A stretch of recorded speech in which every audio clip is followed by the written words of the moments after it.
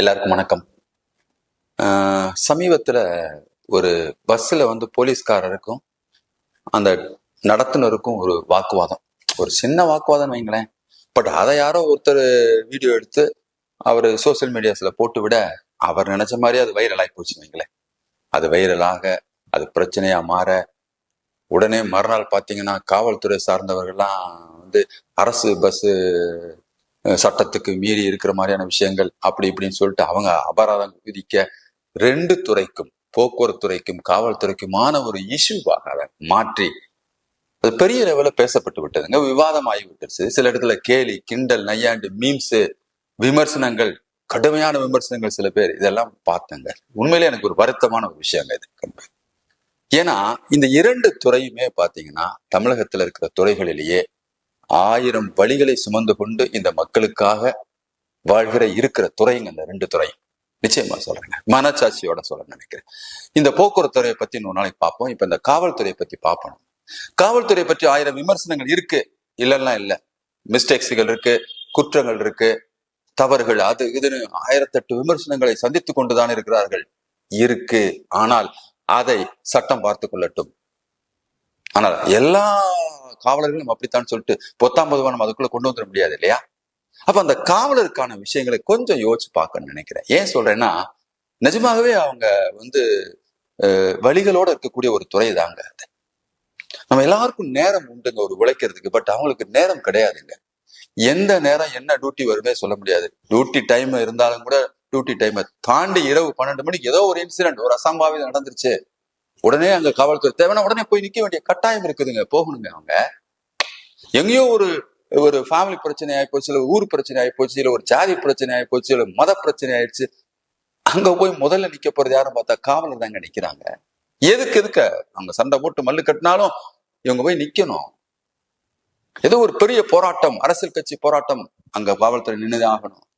ஒரு மிகப்பெரிய விழாக்கள் நம்ம கொண்டாடுறோமே, நிறைய விழாக்கள், கோயில் விழாக்களா இருக்கும், தேர் திருவிழாவா இருக்கும், பங்குனி பொங்கலாக இருக்கட்டும், தீபாவளி பொங்கல், 1000 விழாக்கள். எந்த விழாக்களில் எத்தனை காவல்துறை தன் குடும்பத்தோட ஸ்பெண்ட் பண்ணிருப்பாங்க.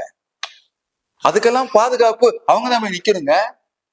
பெரிய கொடுமையா பார்த்திருக்காங்க. வெயில், மழை, இடி, மின்னல், காத்து எதுவுமே பார்க்க முடியாது, போய் நிக்கணும் அவங்க.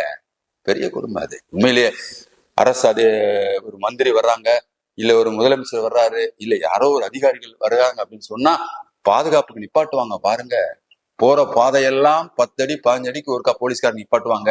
அதுலயும் இந்த பெண் போலீஸ் இருக்காங்களே, அவங்களுக்கு டாய்லெட் போனா கூட இடம் இருக்குமான்னு தெரியல. பாவம், எவ்வளவு பெரிய இயற்கை உபாதை கழிக்க கூட சிரமத்தோடு தன்னுடைய பணியை ஆற்றி கொண்டிருக்கிற காவல்துறை என்பதை நான் மறுக்கவே முடியாதுங்க. மனச்சாட்சியோட சொல்ல நினைக்கிறேன். இப்படி எல்லாம் சிரமப்படுவங்களுக்கு ஒரு சிறிய சலுகைகள் கொடுத்துடக்கூடாதா? நிஜமா சொல்ல, அந்த தம்பி காவல்துறை, அந்த தம்பி பேர் முத்துப்பாண்டி, என்ன நினைக்கிறேன், அவர் பாவம் முறையிட்டது விவாதம் அல்ல, வீண் சண்டை அல்ல, அவர் உரிமைக்காக குரல் கொடுத்தவர்.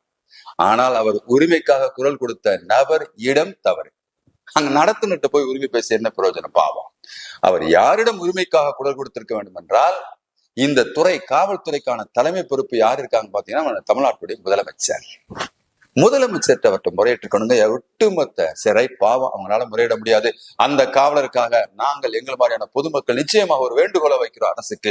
இதை ஒரு காரணமா வச்சு கூட ஏன் மாற்றலாமே, சட்டமே கொண்டு வரலாமே அவங்களுக்காக.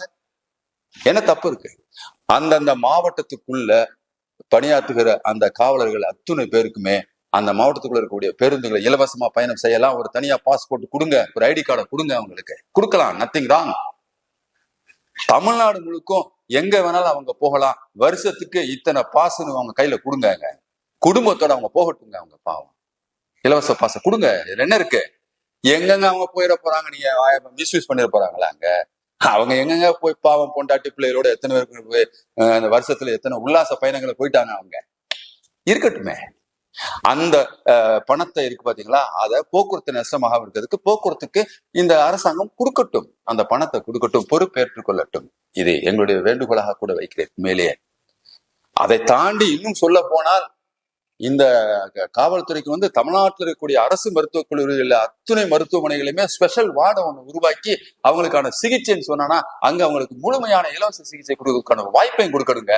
பாதுகாக்கணுங்க அவங்கள. நிச்சயமா ஏன் சொல்றேன்னா, மக்களை பாதுகாக்கிற பணியில் இருக்கிற அவர்களை அரசு பாதுகாக்க வேண்டும், நாம் பாதுகாக்க வேண்டும். அது நமக்கான பொறுப்பா பாக்குறேன். இது காவல்துறைக்கு ஆதரவாக மட்டுமான பதிவாக அல்ல, ஒரு மனச்சாட்சி உள்ள பதிவாக நான் பதிவு செய்ய நினைக்கிறேன். விமர்சனங்களை தாண்டி அவர்கள் நம்மளை பாதுகாக்கிறார்கள். நன்றி, வணக்கம்.